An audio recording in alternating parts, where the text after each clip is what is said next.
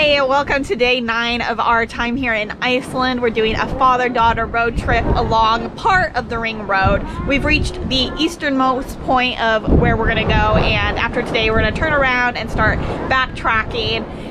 If you haven't watched any of the other videos, I will link the first one up here. Today we are at this place. I'll put it on the screen because I won't know how to say it. And we are just looking at puffins. This is one of the best places to see puffins in Iceland, and they are pretty close, and they're so cute and adorable. I can't get enough of these little seabirds.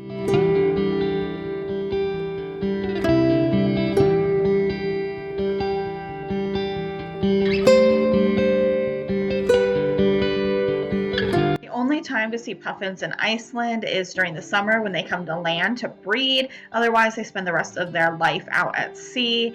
They mate for life and lay about 1 egg per year. A group of puffins is called a circus because they kind of look like cute little clowns. I love them so much.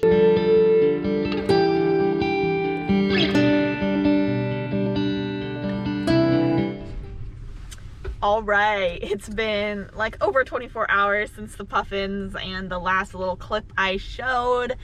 After that, Dad was high-key wanting to go see this bird. Let me tell you, if you're not a birder, don't travel with a birder, especially not one as crazy as my dad. We drove like 4 hours out of our way to possibly go see a bird, and we ended up not even seeing the species. And then we drove like over 6 hours back down to the campsite where we were supposed to camp per the itinerary that I painstakingly wrote, which was at Stokeness.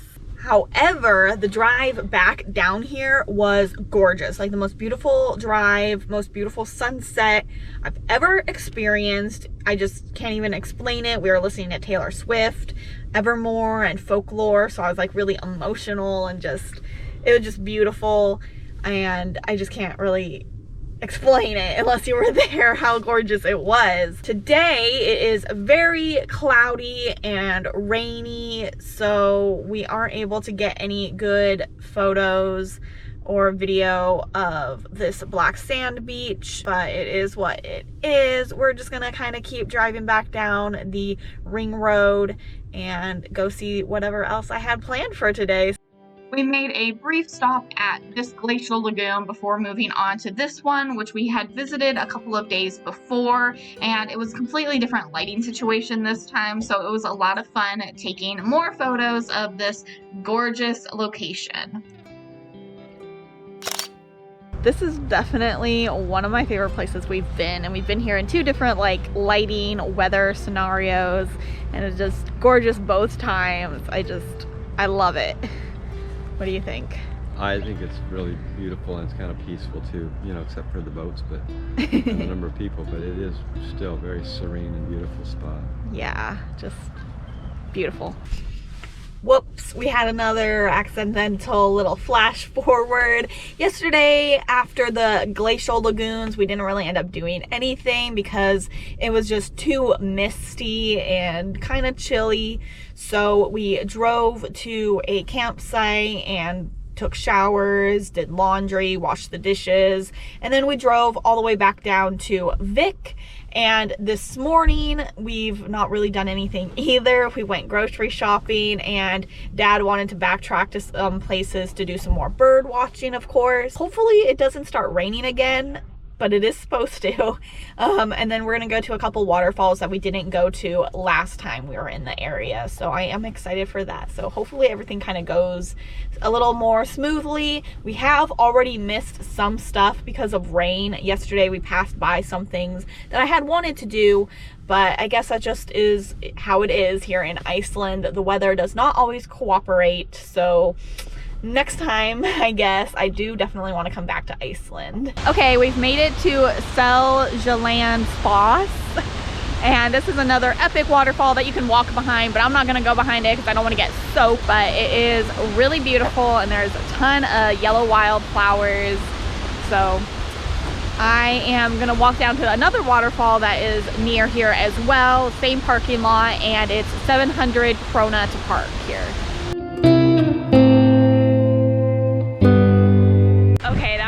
definitely worth getting soaked for. It was super awesome. It's in this little like canyon and it's super mossy, very misty. Make sure you have waterproof shoes because you have to walk like through the river on some rocks to get there, but definitely epic.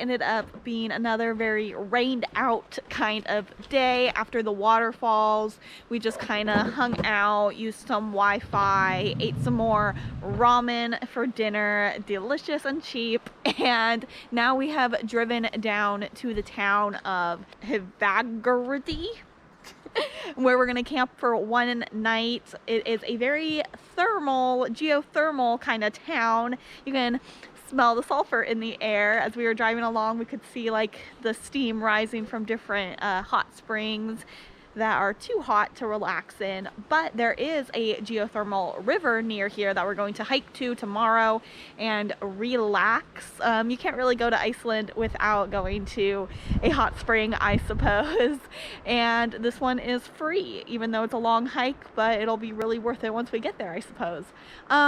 Yeah, that is going to be the end of this vlog, so make sure you're subscribed to see our hot spring adventures. We're also going to go to a volcano crater tomorrow, and then we're going to head more towards Reykjavik and kind of explore that area before we fly home, so that'll all be in the next vlog. I know this one was kind of weird and jumped around to a few days, and we were rained out a lot, but that's just kind of how it is in Iceland, I suppose. Thank you for watching. Make sure you are subscribed, like the video, comment if you have any questions or anything, and I'll see you next time. Bye.